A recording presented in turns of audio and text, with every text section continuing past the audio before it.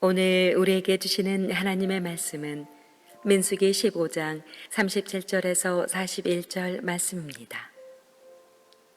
여호와께서 모세에게 말씀하여 이르시되 이스라엘 자손에게 명령하여 대대로 그들의 옷단 귀에 술을 만들고 청색끈을 그 귀의 술에 더하라. 이 술은 너희가 보고 여호와의 모든 계명을 기억하여 준행하고 너희를 방종하게 하는 자신의 마음과 눈의 욕심을 따라 음행하지 않게 하기 위함이라. 그리하여 너희가 내 모든 계명을 기억하고 행하면 너희의 하나님 앞에 거룩하리라. 나는 여호와 너희 하나님이라. 나는 너희의 하나님이 되려고 너희를 애굽 땅에서 인도해 내었느니라. 나는 여호와 너희의 하나님이니라.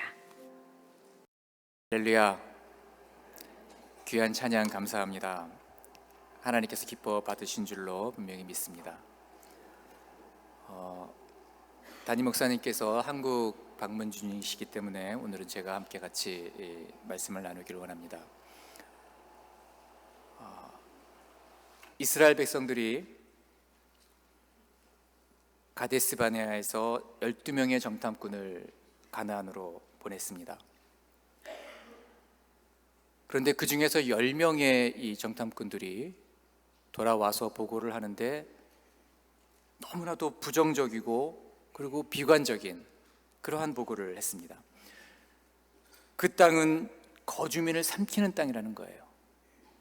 그곳에 살고 있는 아낙 자손들은 너무나 크고 거인인데 장대한데 그들과 비교하면 우리는 메뚜기와도 같다, 이렇게 보고를 합니다. 그 이야기를 들은 이스라엘 백성들은 비록 여호수아와 갈렙이 아주 하나님이 주시는 그런 어떤 믿음으로 확신에 차서 그렇게 보고를 했지만, 그러나 그런 소리는 이미 귀에 들리지 않았어요. 그들은 크게 낙담하고 그래서 회중이 소리 높여 부르짖었고 밤새도록 통곡했다라고 성경은 기록하고 있습니다. 그리고 이들의 그 분노와 비난의 화살은 그들을 애굽에서 탈출시켜서 여기까지, 홍해를 건너서 여기까지 인도하셨던 그 하나님을 향해서, 그리고 하나님이 세우신 리더인 모세와 아론을 향해서 그 비난의 화살들이 향하기 시작했습니다. 하나님이 지금 우리가 애굽 땅에서 살고 있던 우리를, 얌전하게 잘 살고 있던 우리를 불러내셔서 여기까지 고생고생 힘들게 오게 하시더니 이제 거기서 우리를 죽이려고 하시는구나. 하나님이 지금 가나안에다가 무덤을 파놓고 아낙 자손의 그 칼에 우리를 다 죽여서 매장시키려고 하시는구나, 우리를 도살하려고 하시는구나, 이렇게 따지기 시작했습니다. 그러면서 그들이 내렸던 결론은 뭐냐면, 모세 말고 다른 지도자를, 지휘관을 한 명을 세워서 애굽으로 다시 돌아가자, 다시 애굽으로 돌아가자, 이런 결론을 내렸습니다. 그리고 심지어 이것을 말리는 그 여호수아와 갈렙을 향해서 돌을 던지려고 합니다. 돌로 치려고 해요. 그때 하나님께서 진노하심으로 그들 가운데 임하십니다. 그리고 출애굽 1세대 너희들은 앞으로 여호수아와 갈렙을 빼고 모두 다 광야에서 죽을 것이다. 그리고 40년간 광야에서 방황하게 될 것이다. 이렇게 징벌을 내리시게 됩니다. 그런데 여기까지 이렇게 살벌한 그런 분위기 속에서 14장이 전개가 되고, 이어지는 말씀을 가만히 들여다보면 15장부터는 완전히 다른 분위기의 이야기가 전개가 됩니다.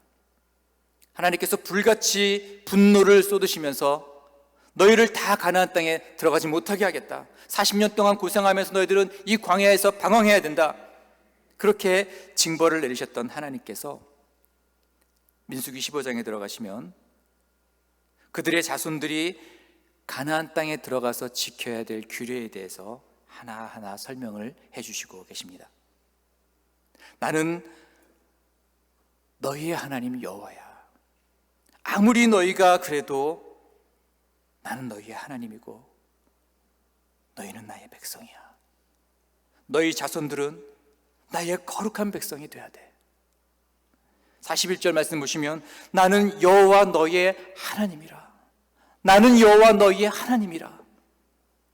이렇게 영겁과 계속해서 말씀하시는 것을 볼 수가 있어요. 얼마나 이스라엘 백성들을 사랑하셨으면, 얼마나 그들의 하나님이 되기를 원하셨으면, 선택받은 그 백성들이 얼마나 거룩으로 회복되기를 원하셨으면 나는 너희의 하나님 여호와야.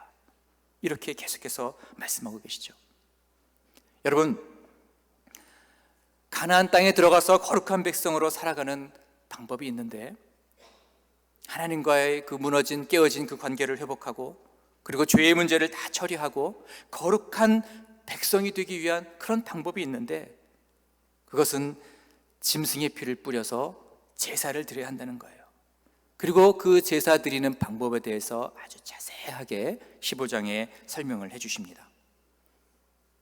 하나님과 화목하게 하는 그런 제사가 있는데, 그 제사를 드릴 땐 이렇게 해야 돼.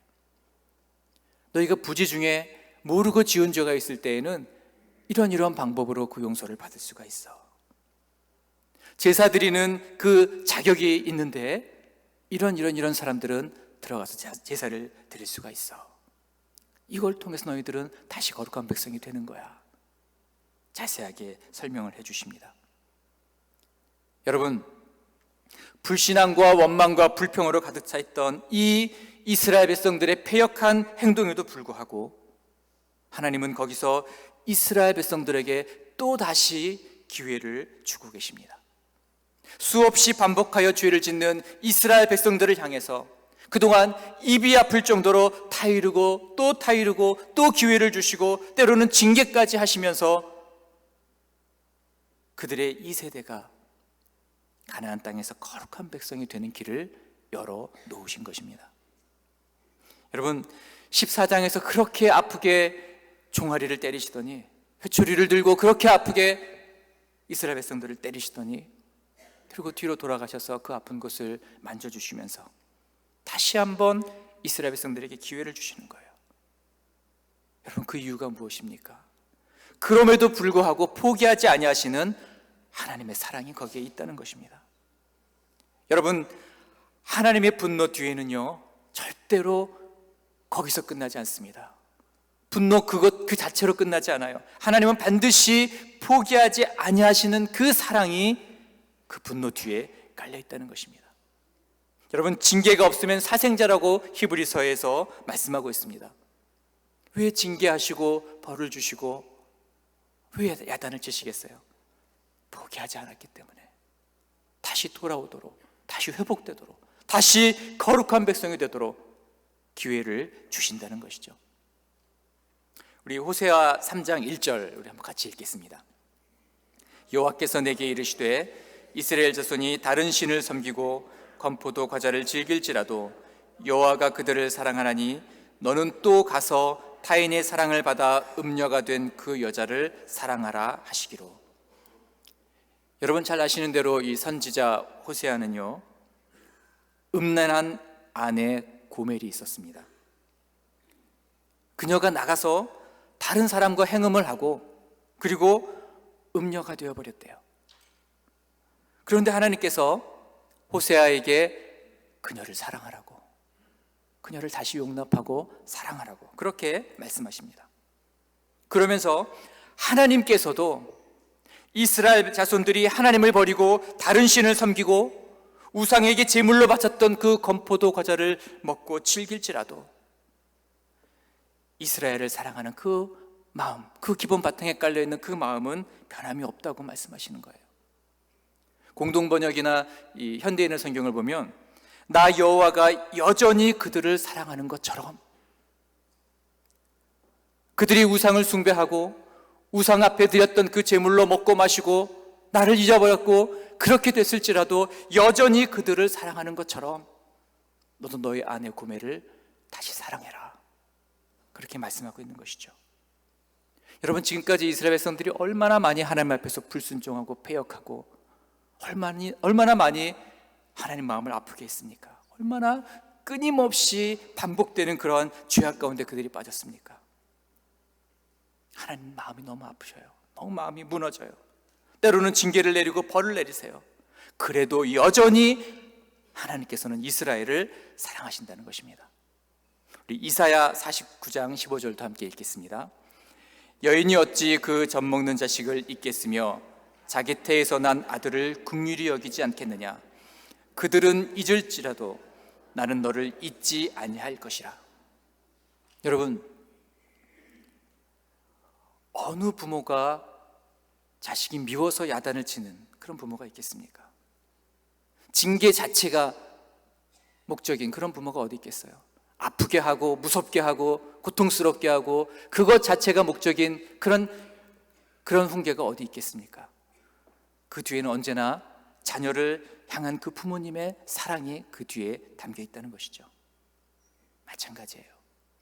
끝까지 포기하지 아니하시고 기회를 주시고 기다려 주시고 회초리를 때려서라도 거룩한 백성으로 삼으시겠다고 하는 하나님의 그 애끓는 심정이 이 말씀 속에 담겨 있다는 것입니다.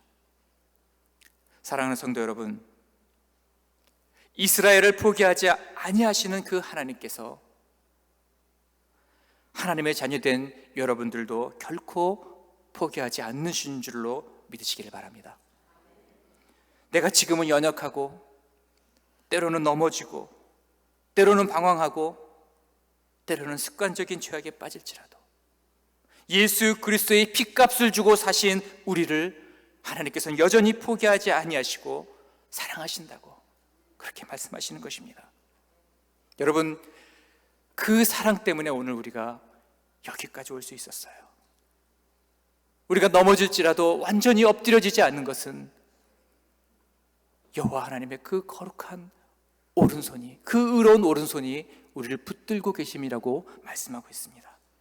그 신실하신 하나님께서, 여기까지 인도하신 그 신실하신 하나님께서 앞으로도 신실하게 우리를 향한 그 하나님의 계획을 이루어 가실 줄로 분명히 믿습니다.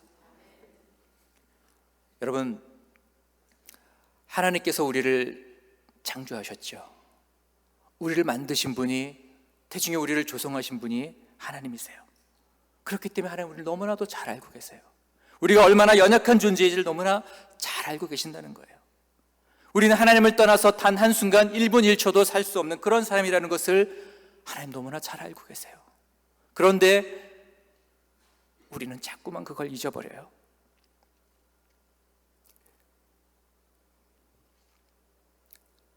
물고기가 물을 떠나서 살 수 없는 것처럼 우리는 단 한순간도 하나님의 품을 떠나서 살 수가 없습니다. 그런데 우리는 자꾸 그것을 잊어버리고 마치 내 힘으로 살 수 있는 것처럼, 지금까지도 나 혼자 살아왔던 것처럼 그렇게 오해하고 착각하고 살아가는 그런 경우가 많이 있다는 것이죠. 무의식적으로 다른 방법으로 문제를 해결해 보려는, 하나님이 아닌 다른 방법으로 나도 모르게 다른 방법부터 먼저 찾고 구하는 그런 모습이 우리 가운데, 그런 습성이 있다고 하는 것이죠. 여러분, 우리는 끊임없이 하나님께로 돌아가려고, 하나님께로 나아가려고 몸부림을 쳐야 돼요. 다른 곳에 빠지지 않고 다른 곳을 향하지 않고 한순간도 하나님을 떠나지 않고 하나님 안에, 하나님 품 안에 머물러 있으려고 몸부림을 쳐야 된다는 거예요.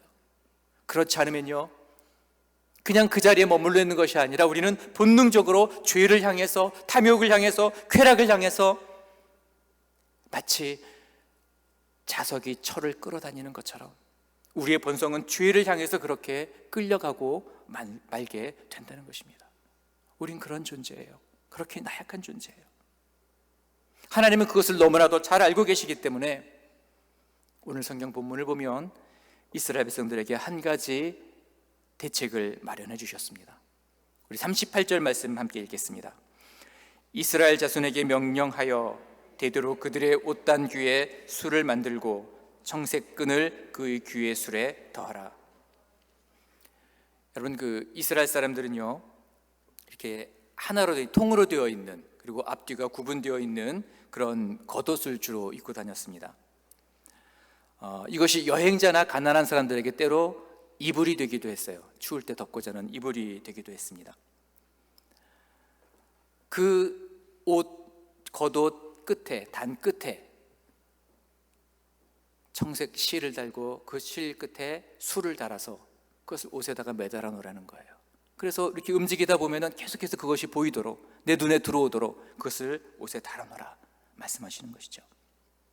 여러분, 그 당시에 이 청색 물감을 얻기 위해서는 요르단이나 이 팔레스틴 그 바닷가, 그 해안가에 살고 있는 그 뿔고동, 달팽이 종류인데 그 뿔고동이 필요했다고 합니다. 그리고 12,000마리의 뿔고동에서 12,000마리, 12마리가 아니라 12,000마리의 뿔고동에서 파란색 물감, 청색 물감 한 티스푼을 얻게 된대요. 그러니까 얼마나 이것이 귀하고 또 비싼 값에 이렇게 팔렸겠습니까? 그런데 왜 하필 청색인가? 왜 청색끈으로 그것을 달라고 하셨을까? 여러분, 청색은 하늘의 색깔이에요. 하나님의 측량할 수 없는 능력과 그 구원의 은총을 상징하고 있습니다. 이스라엘 백성들은 이 청색끈을 보면서 하나님이 나와 함께 계시지, 하나님이 나를 보고 계시지, 하나님이 주신 그 말씀이 있지, 그 계명이 있지, 이것을 기억하게 하기 위해서. 그래서 여러분, 그 제사장의 옷도 청색이에요. 하나님을 상징하는 청색.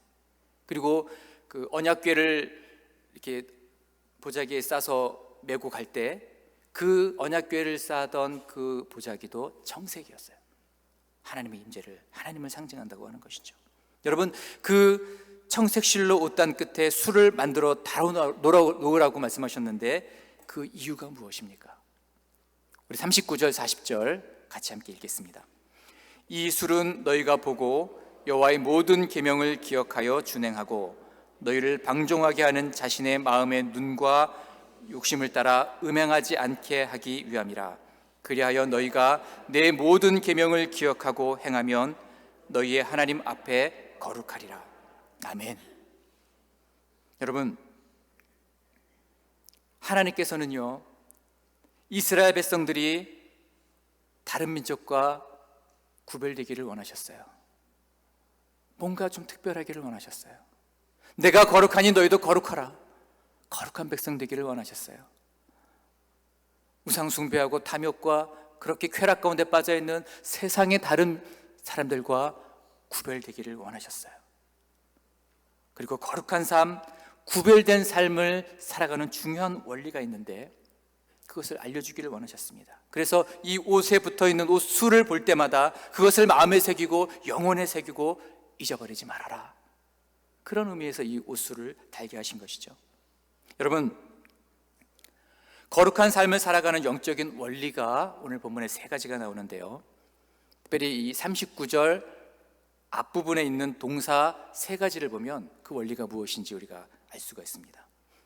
이 수를 너희가 보고 여호와의 모든 계명을 기억하여 그 계명을 준행하라. 보고 기억하고 준행하라. 이 세 가지예요. 이 세 가지를 하면 거룩하게 된다는 거예요. 첫 번째, 여러분 무엇을 보라고 말씀하시죠? 옷단 끝에 메어놓은 그 수를 보라는 거예요. 이스라엘 백성들이 자신의 정욕에 끌려서 범죄하려고 하는 그런 마음이 생길 때마다, 그런 유혹이 올 때마다 그 옷 끝에 매달려 있는 그 수를 보면서, 그 표를 보면서 자신을 절제하고 하나님의 명령을 기억해내고, 그렇지, 난 하나님의 거룩한 백성이지, 이러면 안 되지, 그것을 깨닫게 하기 위한 것이라는 거죠. 그래서 먼저 보는 것이 중요합니다. 여러분, 우리에게 보는 것은 너무너무 중요해요. 우리가 무엇을 보느냐에 따라서 우리의 인생은 달라집니다. 우리의 눈에 무엇이 보여지느냐, 그것이 우리의 인생을 결정할 수 있다는 거예요. 창세기 3장에 보면 인간이 타락을 합니다. 그 타락하는 과정을 성경을 자세히 읽어보면 이 타락도 선악과를 보는 것에서부터 그 죄가 출발하는 것을 알 수 있습니다. 여자가 그 나무를 본즉 먹음직도 하고 보암직도 하고 지혜롭게 할 만큼 탐스러운 나무인지라. 보았다는 거예요. 무엇을 보았느냐? 선악과를 보았더니 죄가 안으로 들어왔다는 거예요. 하나님의 마음에 합한 사람 다윗, 그 다윗도요, 그 군사들이 전부 다 전쟁터에 나가서 전쟁을 치르고 있는 동안에 한밤중에 침상에서 일어나서 그 궁전의 그 지붕을 혼자 거닙니다. 그리고 한 여인이 목욕을 하고 있는 것을 보게 됩니다. 보는 것에서 그치지 않고 아리따운 여인이지라 계속해서 주목해서 봤다는 거예요. 여기서 보는 것에서부터 간음이 시작이 되고, 그리고 밧세바의 남편인 우리아를 전쟁터에 몰아넣어서 죽게 만드는 그런 살인을 하게 되는 죄악에까지 이르게 되었습니다. 어디서부터 출발했다고요? 보는 데서. 무엇을 보느냐가 너무나도 중요해요. 요한 1서에서 말씀 보시면 이 세 가지 정욕을 이야기하고 있는데, 육신의 정욕과 안목의 정욕과 이생의 자랑, 이 세 가지를 얘기하고 있는데, 그 중에서 안목의 정욕, 즉 눈으로 보는 것에서 시작하는 정욕이 있다는 거예요. 눈으로 보는 것 때문에 죄를 짓게 만드는 그런 것들이 있다는 거예요. 여러분, 악한 것을 보면 악한 것에 빠질 수밖에 없습니다. 그런데 반면에 하나님을 상징하는 이 옷 끝에 매달려 있는 이 술을 보면 하나님의 말씀이 기억이 나고 거룩한 백성으로 나아가는, 죄가 아닌 거룩한 백성으로 나아가는 그 출발점이 또한 보는 것에서부터 시작된다고 하는 것입니다. 여러분, 우리 인간은요, 하나님을 바라보지 않으면 죄에 빠질 수밖에 없어요. 39절 말씀 보면은 그것을 뭐라고 표현하냐면 방종하게 된다, 이렇게 표현하고 있어요. 여러분, 방종이 무슨 뜻인 줄 아십니까? 간음한다는 뜻이에요. 행음한다는 뜻이 그 안에 담겨져 있어요. 영적으로 보면 우상 숭배한다는 의미도 그 안에 담겨져 있습니다. 하나님을 바라보지 않으면 방종하게 된대요. 죄가 들어온대요. 육신의 정욕, 탐욕에 빠지게 되고, 간음하게 되고, 우상 숭배에 빠지게 되고, 하나님에 향한 그 눈을 우리가 조금만 돌리게 되면 방종하게 된다고 그렇게 말씀하고 있습니다. 39절에 너희를 방종하게 하는, 간음하고 우상 숭배하게 하는 자신의 마음과 눈의 욕심을 따라 음행하게 된다라고 말씀하고 있습니다. 둘 중 하나, 무엇을 보느냐에 따라 우리는 거룩해질 수도 있고 또 방종하게 될 수도 있습니다. 사랑하는 성도 여러분, 요즘 우리의 눈은 주로 무엇을 향하고 있습니까? 세상을 향하고 있습니까? 아니면 믿음의 주여 온전케 하시는 이인 예수 그리스도를 바라보고 계십니까? 세상의 쾌락, 세상의 어떤 그런 풍조들을 바라보고 계십니까? 아니면 다른 그 어떤 것보다도 말씀을 우선순위에 두고 그 말씀이 내 눈에 읽혀지도록 그렇게 나아가고 계십니까? 여러분, 보는 것에서부터 우리의 거룩은 시작됩니다. 두 번째 중요한 단어가 있는데 그것은 기억하라는 것입니다. 보고 기억하라. 여러분, 이 기억한다는 그런 동사를 쓰기 위해서는 반드시 선행되어야 될 것들이 있죠. 먼저 뭔가를 봤든지 들었든지 경험했든지 그 전에 뭔가 선행된 것들이 있어야지 그걸 전제로 그걸 기억한다라는 그런 단어를 쓰죠. 처음 보거나 아니면 보도 듣도 못한 것들이 있다면 그것을 기억한다, 이런 단어를 어울리지 않는, 그런 단어가 어울리지 않는 그런 표현입니다. 그렇기 때문에 더더욱 기억하기 위해서는 보는 것이 중요합니다. 여호와의 모든 계명이 기억나도록 그 계명을 눈으로 보고 내 입술로 선포하고 그리고 그 계명을 내 마음속에 새겨야 돼요. 그러면 그 말씀이 기억난다고 성경은 말씀하고 있는 거예요. 시편 1편에 복 있는 사람에 대해서 쭉 설명하면서 2절에 여호와의 율법을 즐거워하며 그 율법을 주야로 묵상하는 자로다. 복 있는 자는 여호와의 율법을 주야로 묵상하는 자래요. 그 율법이 내 눈에 보여지고 그 율법을 통해서 하나님 말씀, 그 말씀을 통해 하나님을 만나고 그런 사람들이 복 있는 자라고 말씀하고 있어요. 여러분, 눈으로 보고 우리의 마음에 새기고 우리의 영혼에 새기는 그 말씀은 결정적인 순간에 기억나게 되어 있습니다. 왜냐하면 성령께서 그 일을 하세요. 보혜사 성령께서 하시는 일들이 있는데 그 중에 하나가 내가 너희에게 말한 모든 것을 생각나게 하신다, 그렇게 말씀하셨어요. 여러분, 우리가 말씀을 잘 새겨놓으면 주야로 그 말씀을 묵상하면 우리가 필요한 그 순간마다, 고비고비마다, 우리가 위기의 순간에 봉착했을 그때에 그것을 이길 수 있는 적절한 말씀이 기억나게 하신다고 하는 거예요. 여러분, 뿐만 아니라 어려움에 처한 사람들을 만났을 때 그 사람들에게 위로를 주고 소망을 주고 격려를 주고 회복을 줄 수 있는 말씀, 그 적절한 말씀이 떠오르게 하신다는 거예요. 경우에 합당한 말은 아로 새긴 응젠반의 금사관이라. 잠언 25장에 이런 말씀이 있어요. 경우에 합당한 말, 그 말은 그 아름다운 은쟁반 뿐만 아니라 그 위에 있는 금사과, 경우에 합당한 말씀이 그런 거라는 거예요. 무엇과도 바꿀 수 없는 그런 보석과 같은 말씀, 영혼을 살리는 말씀, 경우에 합당한 말씀이 기억나게 하신다고 말씀하고 있습니다. 그러기 위해서 뭘 해야 돼요? 봐야 돼요. 묵상해야 돼요. 보고 기억하라. 이러한 축복이 여러분과 함께 하시기를 간절히 바랍니다. 마지막으로 거룩한 백성이 되기 위해서 중요한 한 가지는 보고 기억하는 데서 끝나면 안 돼요. 그 말씀을 준행하라고 하는 것입니다. 그렇게 하지 못한 사람이 있었어요. 우리 마태복음 23장 5절을 함께 읽겠습니다. 그들의 모든 행위를 사람에게 보이고자 하나니 곧 그 경문띠를 넓게 하며 옷수를 길게 하고. 누구를 향한 말씀일까요? 누구에게 해당되는 말씀일까요? 네, 바리새인과 세리들, 바리새인과 서기관들. 예수님께서 바리새인과 서기관들을 향해서 그들의 외식함을 비판하고 꾸짖는 그런 말씀입니다. 여러분, 하나님께서는 이스라엘 백성들을 거룩한 백성을 삼기 위해서 그런 깊은 뜻을 가지고 이 옷 끝에 수를 매달라. 그걸 보고 나를 기억해라. 내 말씀을 기억해라. 계명을 기억해라. 그렇게 말씀하셨어요. 그런데 시간이 흐르면서 이것조차도 하나의 율법으로 변질되어 갔습니다.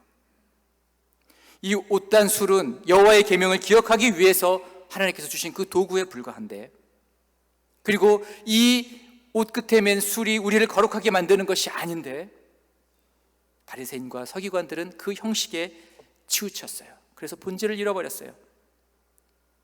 말씀이 아닌 이 옷 끝에 매달은 술에 더 마음을 빼앗겨버리고 말았습니다.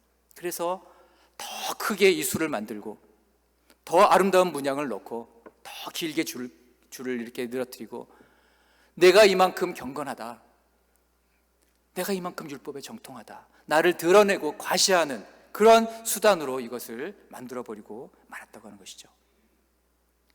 여러분, 본질이 없는 형식만으로는 변화를 기대할 수가 없습니다.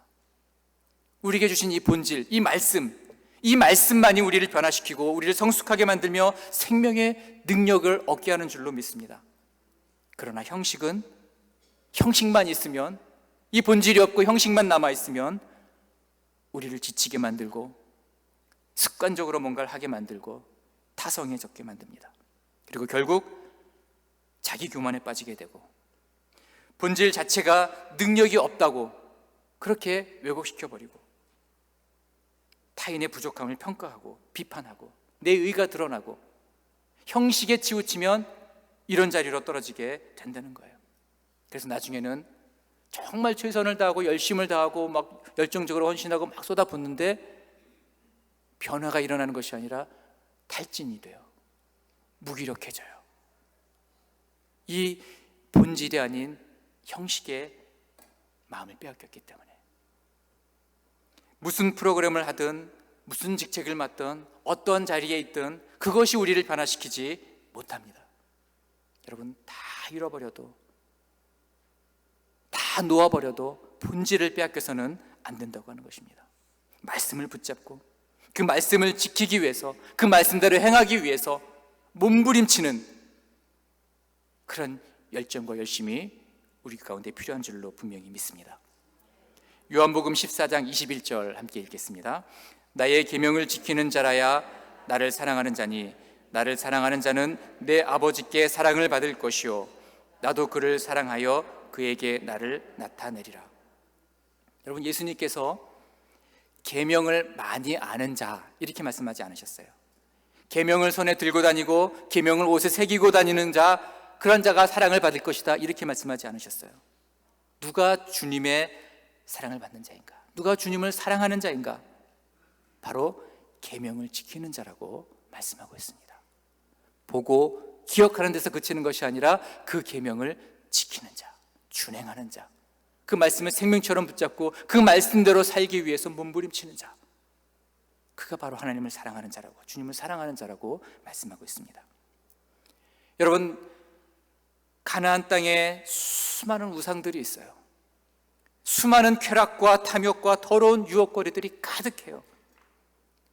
하나님이 사랑하는 백성들이 이제 그 땅에 들어가야 되는데, 우리 하나님께서는 어떻게 이스라엘 백성들이 그곳에서 거룩을 지키며 살 수 있을까? 어떻게 그곳에서 구별되어진 삶을 통해서 하나님께 영광을 돌리며 살 수 있을까? 하나님의 백성답게, 천국 백성답게 살아갈 수 있을까? 바로 하나님이 주신 그 말씀을 철저하게 붙잡고 온전하게 순종하고 그 말씀을 준행하여 나갈 때 하나님의 거룩한 백성이 되는 것입니다. 사랑하는 성도 여러분, 하나님은 우리를 사랑하시고 그렇기 때문에 거룩한 백성이 되기를 원하십니다. 거룩한 백성으로 살아가기를 원하세요. 여러분, 우리의 눈을 들어서 이제 세상을 향했던 그 시선을 주님께로 향해야 합니다. 하나님의 말씀을 우리 마음에 새기고 우리 영혼에 새기고 순간순간마다 기억나게 하시는 그 말씀을 붙잡고 그 말씀에 순종하여 준행함으로 하나님께서 그토록 원하시는, 그토록 소망하시는 거룩한 백성이 되며, 그리고 거룩한 백성들에게 부어주시는 그 놀라운 축복을 받아 누리시는 저와 여러분들이 되시기를 주님의 이름으로 축원합니다. 기도하겠습니다. 거룩하신 아버지 하나님, 감사합니다. 우리가 무엇이간데 이토록 우리를 사랑하여 주시고 우리를 끝까지 포기하지 아니하시고 독생자 예수 그리스도의 그 생명을 내어주시기까지 우리를 사랑하셨습니까? 우리를 포기하지 않으심으로 인하여 감사를 드립니다. 하나님, 다시 우리가 일어나 하나님의 거룩한 백성 되기를 간절히 소원합니다. 우리의 눈에서 하나님의 그 말씀이, 하나님의 그 계명이 떠나지 않도록 도와주시고 적절한 때마다 하나님의 그 말씀이 기억나게 하여 주시고 그 말씀을 생명처럼 붙잡고 말씀을 지켜 준행하기로 몸부림치는 우리 모두가 될 수 있도록 축복하여 주시옵소서. 그래서 하나님께서 쏟아 부어주시는 그 승리가 우리의 모든 삶을 통해서 드러날 수 있도록 역사하여 주시옵소서. 감사와 찬양을 주님께 드리며 사랑이 많으신 예수님의 이름으로 기도합니다. 아멘.